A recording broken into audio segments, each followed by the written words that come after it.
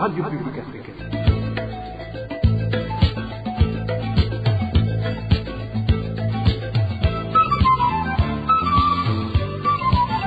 Radio Publique Africaine.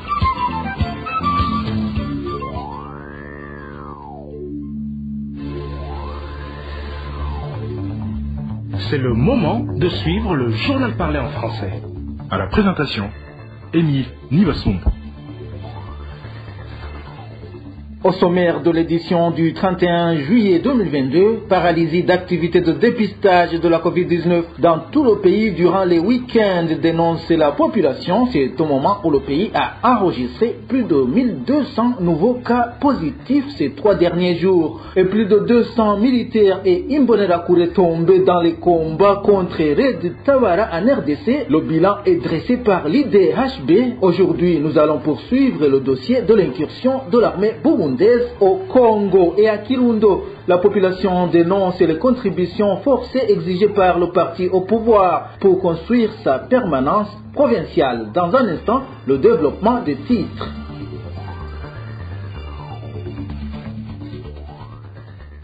Page 3 de l'homme pour commencer. Un enseignant de l'école fondamentale Gatwe, située en commune Kayogoro, est sous les verrous depuis plus d'une semaine, poursuivi pour tentative d'assassinat d'une de ses élèves qu'il a enceintée. Certains partisans du CNDD-FDD seraient en train d'organiser son évasion. Plus de détails avec Emmanuel Niungeko. Le président violeur s'appelle Nakisi Buchumi, membre influent du parti CNDD-FDD à Makamba. Il est également enseignant à l'école fondamentale Gitwa, située en zone Bigina de la commune Kayogoro. Quant à la victime, elle a 16 ans et est orpheline de père et de mère. Evelyne Mhawenimana, de son nom, était en 7e année quand elle est tombée enceinte de son professeur, qui l'a par la suite prise illégalement et en cachette pour femme. Après l'accouchement, l'enseignant en question, aidé par certains administratifs à la base et des militaires de la place, a tout fait pour rendre la vie difficile à cette jeune maman afin de la pousser à quitter la maison de son propre chef. Mais cette dernière a résisté, d'autant plus qu'elle n'avait pratiquement nulle part où aller. Selon nos sources à Kayogoro, Nakisi Buchumi a alors décidé d'assassiner cette jeune fille. Un des habitants de la place témoigne. Ils ont vécu comme un couple pendant un an et après l'accouchement, il a voulu s'en débarrasser. Il lui a fracassé le crâne avec une chaise, mais Dieu merci, elle n'est pas morte. Néanmoins, elle a passé plusieurs jours à l'hôpital. Dès sa sortie de l'hôpital, poursuivent nos sources, la jeune fille a trouvé refuge chez sa grand-mère qui, une fois au courant des faits, en a informé l'administration. Le 21 juillet de cette année, Nakisi Buchumi a été arrêté puis incarcéré au cachot de la commune Kayogoro où il est resté jusqu'à son transfert au commissariat de Makamba ce mercredi 27 juillet. Néanmoins, révèlent toujours nos sources, certains cadres du parti au pouvoir à Makamba seraient en train de falsifier des documents administratifs afin de prouver que la jeune fillette avait bel et bien l'âge de contracter mariage. Ce professeur vient d'une famille aisée et il fait tout pour étouffer cette affaire. Ils ont alors concocté une pièce d'identité attestant que la jeune fille était âgée de 22 ans. Pour le moment, un bras de fer est engagé entre deux camps vu que ce professeur est très influent au sein du parti. En fait, il essaie de le faire évader et nous craignons pour la vie de la jeune fille car il pourrait cette fois-ci arriver à ses fins et la tuer.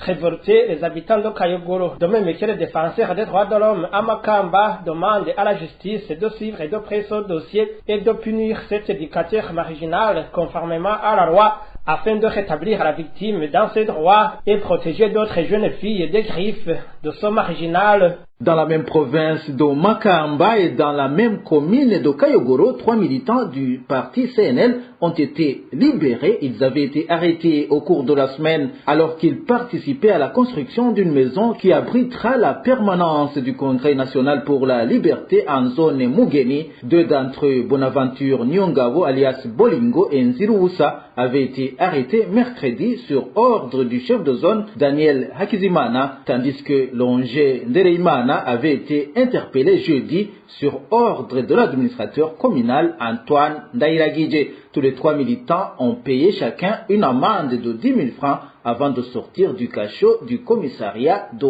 Kayogoro. Toujours en page droits de l'homme, l'Union burundaise des journalistes UBJ s'insurge contre l'incarcération de 2 journalistes qui réclamaient leur salaire. Alexandre Niungeko fait savoir qu'il est inconcevable que personne ne se soucie de cette question à l'intérieur du pays. Il demande aux journalistes qui ont des problèmes similaires de porter plainte au lieu d'être emportés par la colère. L'Union burundaise des journalistes est vraiment préoccupée par ces emprisonnements des journalistes qui étaient en train de réclamer leur dû. C'est regrettable que quelqu'un, quand il réclame ce à quoi il a droit, qu'on le met en prison. Il est vrai que ça peut arriver suite à la situation financière d'un organe de presse qui peut décider de réduire le personnel, mais en réduisant le personnel, on doit être en ordre, non seulement avec le paiement des salaires, mais aussi et surtout parce que, bien évidemment, il y a rupture de contrat. Le code du travail est clair en la matière. Le journaliste, il doit bénéficier du droit aux indemnités et de licenciement. Mais c'est regrettable, bien évidemment, pour notre collègue qui a dû saisir un matériel de l'organe, c'est contre la loi. Il ne devrait pas le faire. Il devait, bien évidemment, saisir la justice et les autres organes. C'est regrettable effectivement que tout cela arrive parce que le syndicat des journalistes qui normalement est là pour représenter les journalistes, pour défendre les intérêts des journalistes, aujourd'hui il est suspendu, il a été abusivement suspendu depuis 2016 par une décision illégale et injuste du ministère de l'Intérieur. Et voilà, ça ce sont des résultats parce que le syndicat aurait dû prendre cette affaire en main. Et je vous assure que même dans le passé, il y a des journalistes qui ont été soit licenciés abusivement et que le syndicat a pu défendre et qui ont pu retrouver leurs droits. Voilà, c'est regrettable effectivement que tout cela soit là au déni des droits des uns et au déni du droit et de la loi. Alexandre Niungeko, c'est le président de l'Union burundaise des journalistes UBJ en sigle. Et je vous le disais dans le titre, plus de 200 militaires burundais et Imbonerakure auraient péri dans des affrontements avec le mouvement de résistance pour un état de droit Red Tabara en République démocratique du Congo. L'initiative pour les droits humains au Burundi précise que la plupart d'entre eux sont tombés dans des embuscades juste après leur arrivée dans ce pays. Marie-Ange Irakoze nous en dit plus. Au moins 200 militaires burundais et Imbonerakure auraient été tués au cours des opérations menées par la Red Tabara entre fin décembre 2021 et avril 2022, selon les chiffres estimés par les sources de l'initiative pour les droits humains au Burundi au sein de l'armée burundaise. Dans son tout nouveau rapport sorti ce 27 juillet, l'IDHB révèle également que des militaires burundais et des Imbonerakure ont déclaré avoir été attaqués à maintes reprises par ce groupe rebelle burundais dans la plaine de la Rusizi, parfois très peu de temps après leur arrivée en République démocratique du Congo. Les témoins oculaires de l'IDHB affirment que des dizaines de soldats burundais et d'Imbonerakure ont été tués sur le champ de bataille, surtout au début du mois de janvier, et qu'un petit nombre auraient été blessés par balles ou par des éclats d'obus. L'IDHB précise également que d'autres ont succombé aux blessures en raison d'un manque d'équipement médical adéquat et du personnel médical qualifié. Selon toujours ce rapport, les informations révélées par les militaires burundais indiquent qu'une autre partie de leurs frères d'armes ont été tués lors d'affrontements entre leurs collaborateurs appartenant à des groupes armés congolais et des militaires des FARDC en avril et mai 2022. D'autres encore ont été abattus au cours des pillages du bétail, comme le soulignent ces militaires. Toutefois, l'IDHB indique que le nombre exact de morts dans les rangs de l'armée burundaise est très difficile à obtenir, étant donné que les militaires et les Imbonerakure ont été envoyés sur le sol congolais en plusieurs vagues. L'IDHB fait également savoir qu'un nombre indéterminé de combattants Red Tabara sont morts au cours des affrontements. Enfin, le rapport de l'IDHB déplore que les autorités burundaises donnent très peu d'informations aux familles de Imbonerakure en RDC. Cette organisation spécifie que dans certaines provinces du Burundi, les autorités ont empêché les familles éprouvées d'organiser des cérémonies de deuil. Dans un instant, nous parlons gouvernance. Les habitants de différentes collines et des communes de la province Kirundo s'insurgent contre les contributions forcées leur exigées pour la construction de la permanence du parti CNDD-FDD au niveau de la province. Selon ces habitants de Kirundo, celui qui ne contribue pas n'est pas autorisé à accéder au robinet public. Les détails avec Eloge Kwizera. Parmi ces collines que la population seulement sont Kigoma, Nyamabuye, Gitwe, Kigina, Kionza, Kiri, c'est de la commune Bugabira et de zone de Mugendo et Nega, de la commune Nega. Les localités d'où les habitants sont dans la ligne de mire des Imbonerakure pour donner coûte que coûte des contributions sont Kigoma, Nyamabuye, Gitwe, Kigina, Kionza et Kiri en commune Bugabira. Cette pratique existe également en zone Mugendo et Nega de la commune Nega. Dans ces localités, des barrières ont été implantées. Les Imbonerakure montent la garde pour obliger à tout passant de donner sa contribution pour construire la permanence du parti CNDD-FDD au niveau de la province, comme l'indique ce thème. Les Imbonerakure arrêtent tous les passants sur les barrières. Tout le monde qui passe se fait arrêter pour vérification. Ceux qui vont au marché, au centre de santé, puis zéro, personne ne peut passer sans avoir contribué. C'est une contribution que l'on donne par force. Les propriétaires des kiosques et même des petits commerçants ne sont pas épargnés.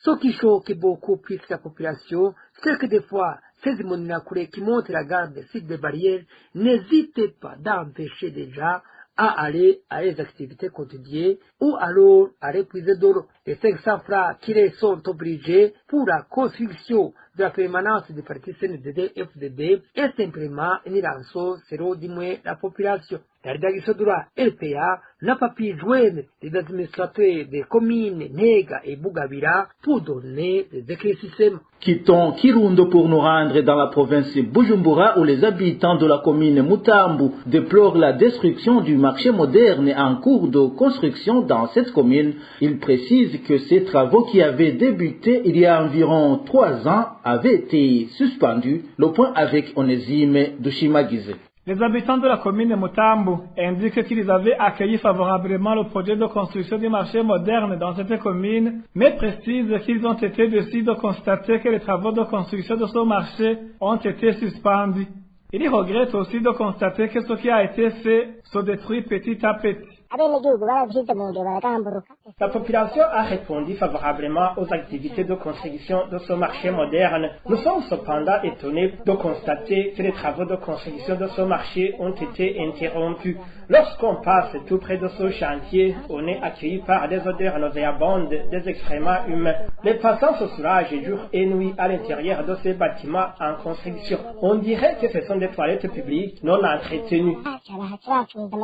La population de la commune de Mutambu pointe du doigt l'administrateur de Chi, Jean-Pierre Nyongabo, d'être responsable de la suspension des travaux de construction de ce marché moderne. Il explique comment certains commerçants lui ont demandé de se rencontrer pour discuter sur la reprise des travaux, mais en Lorsque les commerçants lui ont posé la question de savoir pourquoi les travaux ont été suspendus, il n'a rien commenté. Il a tout simplement donné des rendez-vous de se rencontrer, mais aucun de ces rendez-vous n'a été honoré jusqu'à sa destitution. Pour le moment, les activités de commerce ont été déplacées provisoirement vers la paroisse Karine.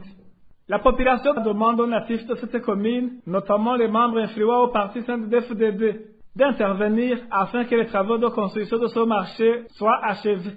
Dans un instant, nous parlons de la maladie à coronavirus.